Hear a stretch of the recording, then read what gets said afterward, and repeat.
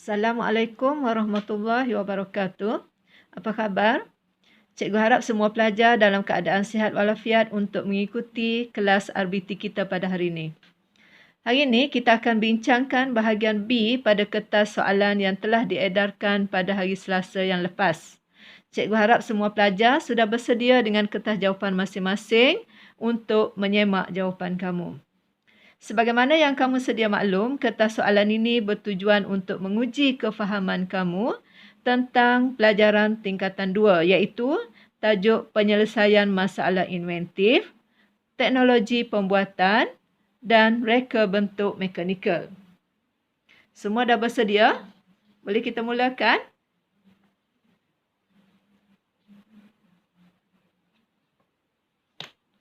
Soalan pertama, A dan B adalah dua jenis masalah. A, masalah inventif. B, masalah bukan inventif. Padankan jenis masalah itu dengan menulis A atau B pada petak yang disediakan. Masalah yang diselesaikan dapat membentuk pemikiran yang kreatif dan inovatif.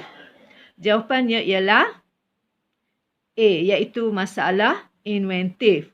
Kenyataan kedua, masalah umum yang diselesaikan tanpa kesan sampingan. Jawapannya ialah B, iaitu masalah bukan inventif.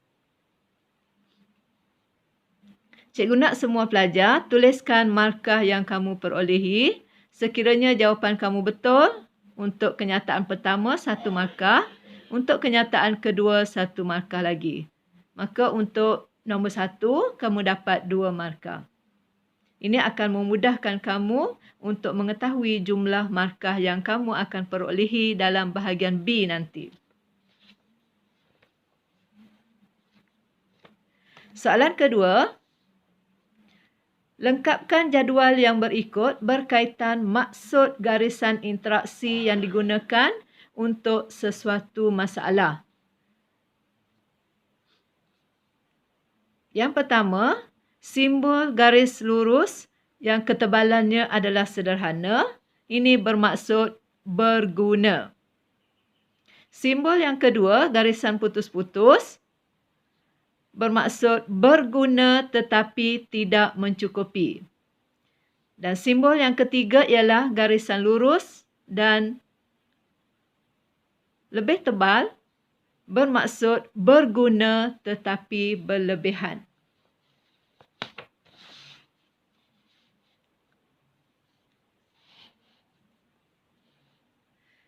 Soalan ketiga,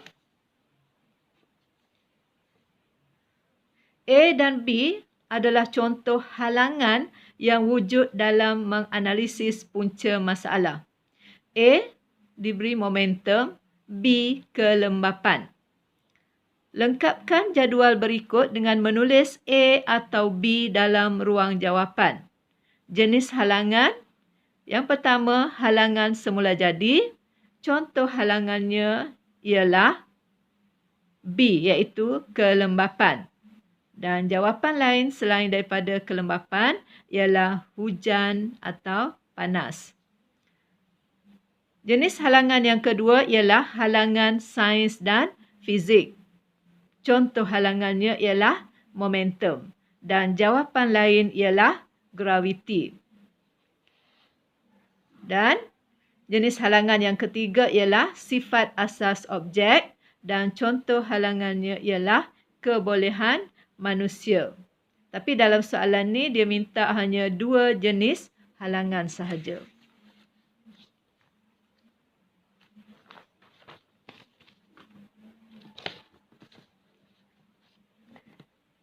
Soalan 4. Tanda right bagi pernyataan yang betul berkaitan dengan fungsi produk dan pangkah pada pernyataan yang salah pada petak yang disediakan. A. Objek merupakan penerima kesan daripada fungsi produk. Kenyataan ini adalah betul. Yang kedua, analisis fungsi dilakukan bertujuan untuk mengenal pasti sistem yang ada pada sesuatu produk. Jawapan ini juga adalah betul. Okey, contohnya produk atau sistem iaitu meja. Fungsi ialah untuk memegang dan objeknya adalah buku. Jadi meja memegang buku. Okey, kenyataan yang ketiga, C. Jika dua atau satu komponen tidak berfungsi, ianya tidak menjejaskan fungsi produk. Jawapannya adalah salah kerana jika dua atau satu komponen tidak berfungsi, maka ianya akan menjejaskan fungsi produk. Seterusnya nombor 5. Nyatakan parameter yang betul bagi contoh percanggahan fizikal yang berikut. Besar lawannya kecil, parameternya ialah saiz. Percanggahan fizikal yang kedua, berat lawannya ringan, parameternya ialah beban. Percanggahan fizikal ketiga, tinggi lawannya rendah, parameternya ialah ketinggian.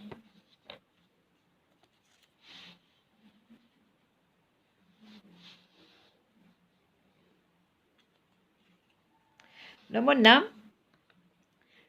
Kelaskan prinsip inventif yang berikut mengikut kaedah pemisahan yang tepat dengan menulis A atau B pada ruangan yang disediakan. A. Pemisahan ruang. B. Pemisahan masa. Kenyataan pertama, kerusi perlu tinggi untuk murid yang tinggi dan perlu rendah untuk murid yang rendah. Situasi ini berlaku pada masa yang sama atau serentak. Jadi jawapannya ialah A. Kenyataan kedua, kemah perlu besar semasa digunakan dan perlu kecil semasa disimpan. Jadi situasi ini menunjukkan ianya berlaku bukan pada masa yang sama ataupun tidak serentak. Jadi jawapannya ialah pemisahan masa.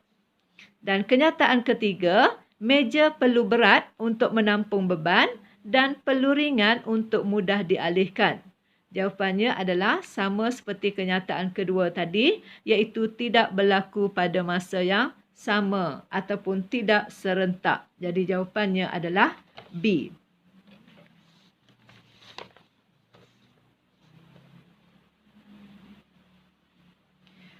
Nombor 7. Lengkapkan situasi di bawah dengan prinsip inventif yang digunakan. Penyarangan, kedinamikan, tindakan awal. Kenyataan pertama atau situasi pertama, steering kereta yang boleh diubah ketinggiannya mengikut keperluan. Jadi prinsip inventif yang sesuai ialah kedinamikan. Situasi kedua, penyapu bulu ayam yang boleh dipanjang dan dipendekkan. Prinsip inventifnya adalah penyarangan. Situasi ketiga, beg udara di dalam kereta untuk mengurangkan risiko jika berlaku kemalangan.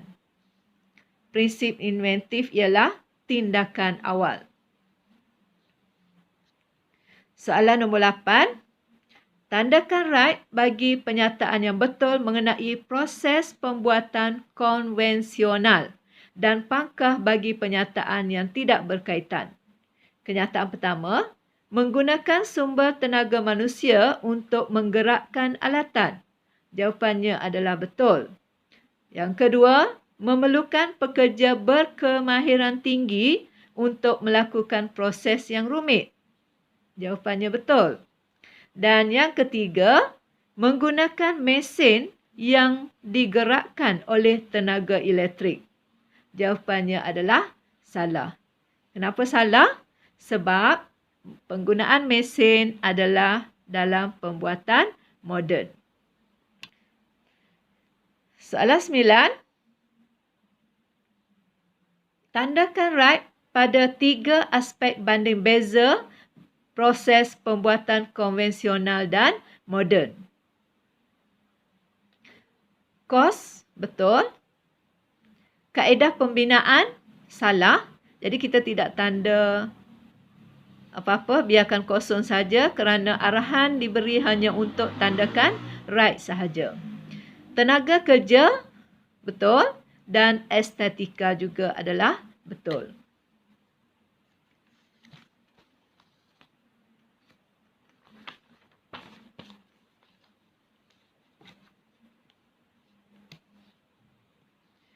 Nombor 10. Nyatakan bahan kemasan kepada kaedah dan bahan binaan yang diberikan. Kaedah kemasan, sembur. Bahan binaan, kayu, keluli, plastik.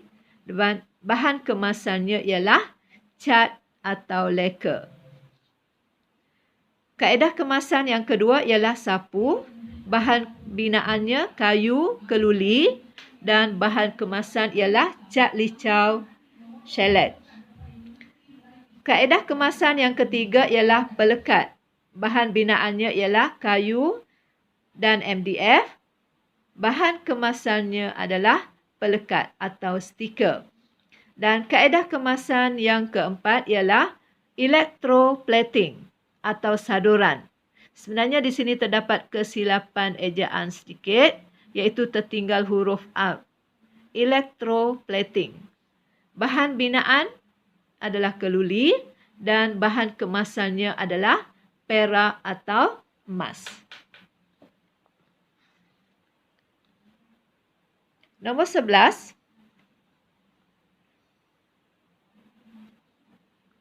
Berikut adalah kaedah pembuatan model awal. L. Tuangan panas. M. Tuangan sejuk. N. Menggunakan pen 3D. Padankan kaedah pembuatan itu dengan menulis L, M dan N dalam ruang jawapan. Yang pertama, bahan acrylonitrile butadiene styrene atau ABS, polylactic PLA dan thermal polyurethane TPU. Dan jawapannya adalah menggunakan pen 3D. Kenyataan kedua, epoxy resin dan epoxy hardener. Jawapannya adalah tuangan sejuk. Dan kenyataan ketiga, timah, lembaga dan besi keluli adalah tuangan panas. Nombor 12.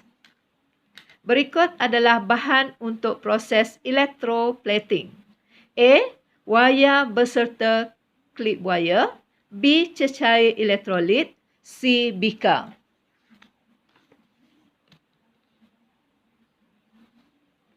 Padankan bahan itu dengan menulis A, B dan C pada petak yang disediakan. A. Larutan yang membenarkan arus elektrik bertindak balas dengan bahan saduran dan bahan yang disadur. Jawapannya ialah cecair elektrolit. Ataupun B jawapannya. Kenyataan B atau kedua, bekas untuk menakung elektrolit dan merendam produk.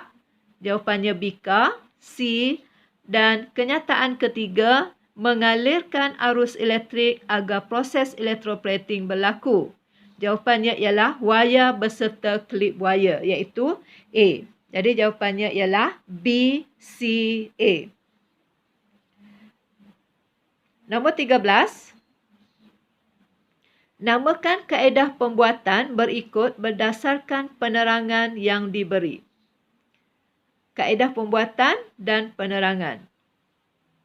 Penerangan yang pertama, proses membuang sesuatu bahagian daripada bahan supaya menjadi bentuk yang dikehendaki. Jadi kaedah pembuatan ini ialah pemesinan. Keterangan yang kedua ialah bahagian atau komponen yang dihasilkan melalui proses sebelumnya disambungkan supaya menjadi satu produk baharu yang boleh berfungsi. Kaedah pembuatan ini ialah sambungan. Jadi jawapan yang pertama pemesinan, kedua sambungan.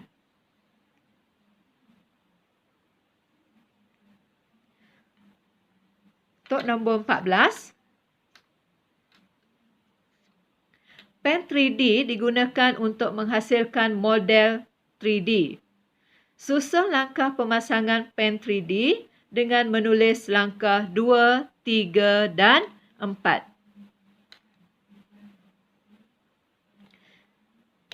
Okey, kenyataan untuk susunan jawapan yang pertama sudah diberi dan yang kelima juga sudah diberi.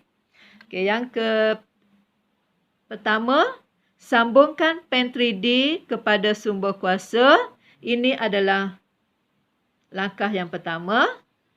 Langkah kedua ialah pilih bahan mencetak.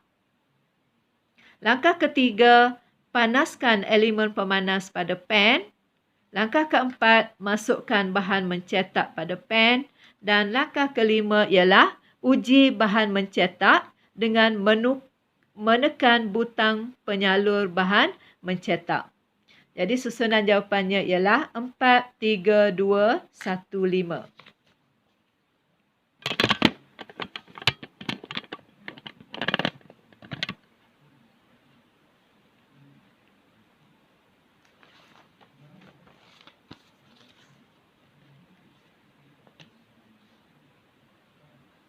Nombor 15, jadual berikut adalah bahagian dalam tuil atau tuas. A. Daya, B. Beban, C. Fulcrum. Tuliskan bahagian A, B dan C pada rajah di bawah. Okey, ini adalah gambar rajah pelayar. Okey, pada pemegang dia ialah daya atau A. Beban pada muncungnya B. Dan fulcrum ialah pada bahagian tengah C. Nombor 16. Nyatakan dua jenis ujian yang digunakan untuk menguji kefungsian dan ketahanan sesuatu produk dalam bentuk prototype. Jawapannya ialah A. Ujian makmal, B. Ujian parameter dan jawapan yang ketiga ialah ujian simulasi. Sebenarnya ada perbezaan antara ketiga-tiga jawapan ini. Okey, yang pertama, ujian makmal bermaksud ujian dilakukan di dalam makmal atau bengkel.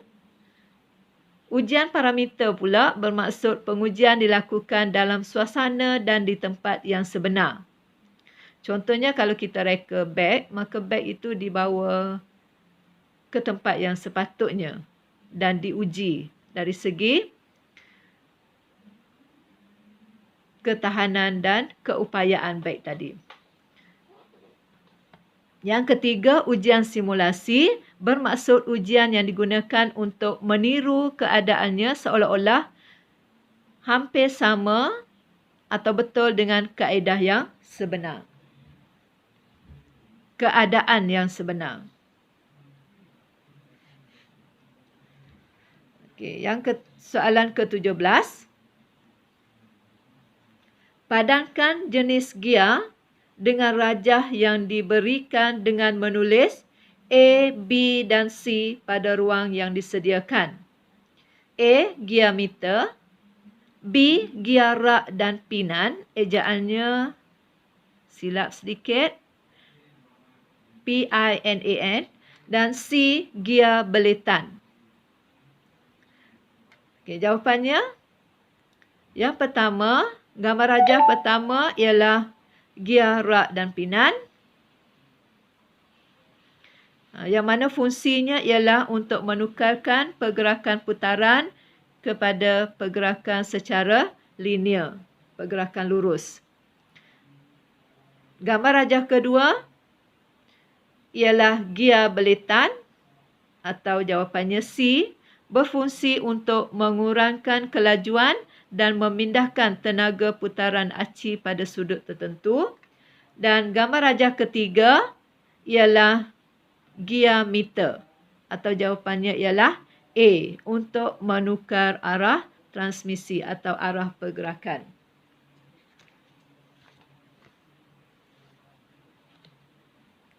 Soalan 18. Berikut adalah jenis komponen mekanikal. A. Gelongsor, B. Tali sawat, C. Galas berbola. Padankan jenis komponen mekanikal yang betul dengan menulis A, B atau C pada ruang yang disediakan. Kenyataan pertama, digunakan dalam industri seperti pemesenan, konveyor dan motosikal berkuasa besar.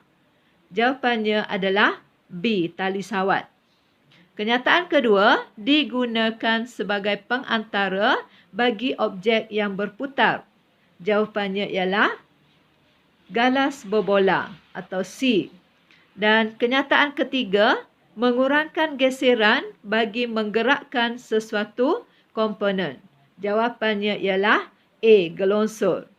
Jadi susunan jawapannya ialah B, C, A.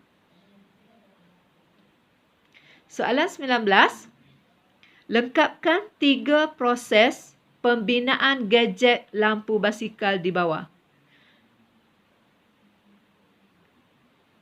Proses pembinaan bermaksud langkah-langkah pembinaan. Okey, dia dah bagi 3 langkah dan dia suruh kita isi lagi 3 langkah. Okey, langkah yang pertama ialah membuat lakaran ceraian sistem dan komponen. Langkah kedua, menyediakan komponen-komponen pembinaan. C. Penghasilan komponen. D. Pemasangan komponen. E. Pengujian. Dan yang akhir adalah kemasan. Soalan 20. Dan soalan yang terakhir, tandakan right bagi cadangan penambahbaikan yang boleh dilakukan dan pangkah pada cadangan penambahbaikan yang tidak boleh dilakukan. Yang pertama, mengubah bahan yang akan digunakan. Maksudnya, pada produk tu kita dah guna satu bahan dan kita cuba tukar kepada bahan yang lain untuk menambahbaikan. Betul atau tidak? Jawapannya adalah betul. Yang ketiga, menyelaras pekerja bagi memastikan produk dapat dihasilkan dengan baik. Ini adalah salah. Yang ketiga, menambah kemasan yang sesuai kepada produk. Betul atau salah? Jawapannya adalah betul. Kerana dengan menambah kemasan, maka produk kita akan kelihatan lebih cantik, lebih bermutu dan boleh dijual dengan harga yang lebih mahal. Jadi jawapannya adalah betul. Jawapan yang kedua tadi salah kerana dia tidak ada kaitan dengan produk. Dia adalah menyelaras pekerja. Maka jawapan itu adalah salah. Jadi, susunan jawapannya adalah betul, salah, betul. Jadi, cikgu nak pelajar, kamu kira berapa markah yang kamu dapat dan hantar markah kamu pada cikgu untuk cikgu menilai pencapaian kamu pada pelajaran kita hari ini. Sekian, terima kasih. Assalamualaikum warahmatullahi wabarakatuh.